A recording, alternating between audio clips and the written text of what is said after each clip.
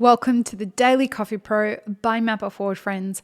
I'm your host, Lee Safar, and today on the podcast, we are talking about a very delicate subject of bigger corporates belittling small business owners in the way that they deal with them.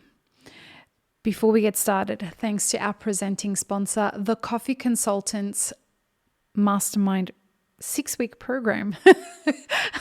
I delayed there a little bit because we have only just started making it a 6-week program. It was previously 3 months where we would meet once or twice every month, once every 2 weeks.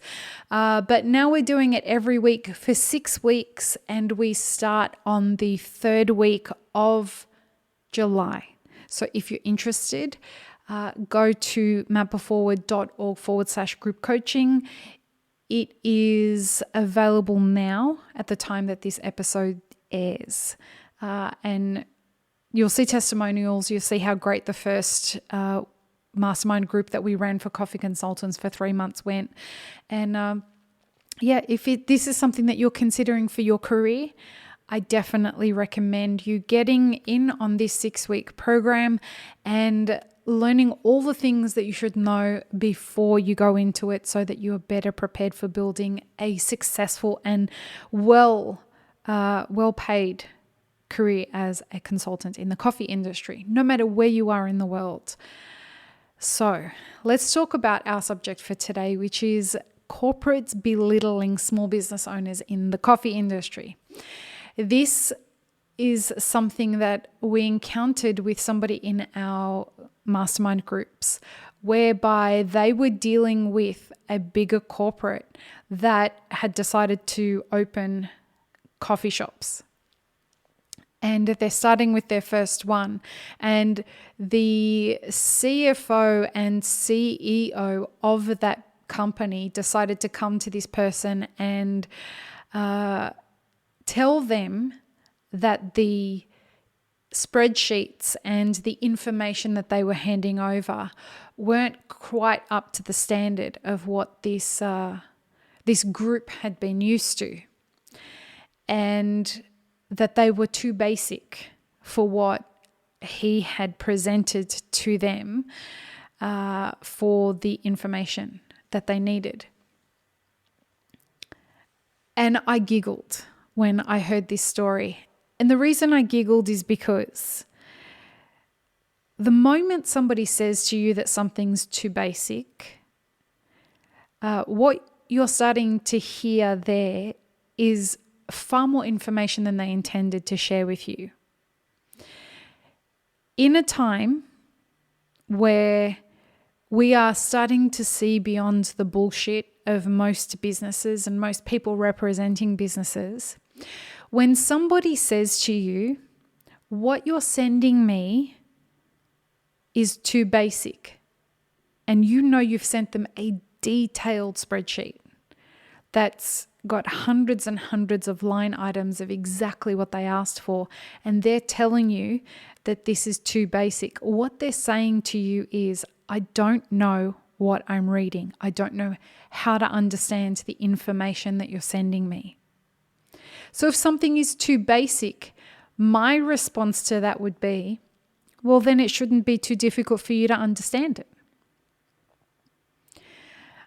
What's happening there is that without realizing, that person is letting you know that the data that you've given them is being communicated in a way that's different to the way that their corporate structure requires it. Now, that doesn't mean that you have to give it to them in the way that their corporate structure relies on and requires it. What that means is that you need to set a boundary and say, this spreadsheet contains all the information that you asked for. I'm happy to go through it with you, but I will not rework this spreadsheet for you. Take the data as you need it. Now, this is where we get into trouble with regards to corporates coming in on small business owners. The reason is that the way that corporate businesses work, me having come from working in a huge multinational corporate, And I was there for 8 years. I was at IBM. The way that they work is very, very different to the way that small business operations work. What you really start to get to know this in a big way when you move from being a corporate employee to being a small business owner, expecting that everything is just going to flow the same. Well, it doesn't.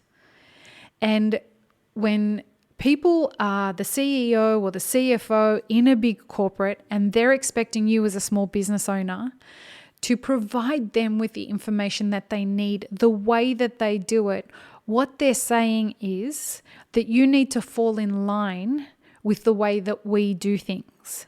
If that is not something that they communicated to you ahead of time, or if the thing that they required from you wasn't clearly stated, and they are unable to adapt to whatever it is that you've given them, what it's showing is a sense of bullying.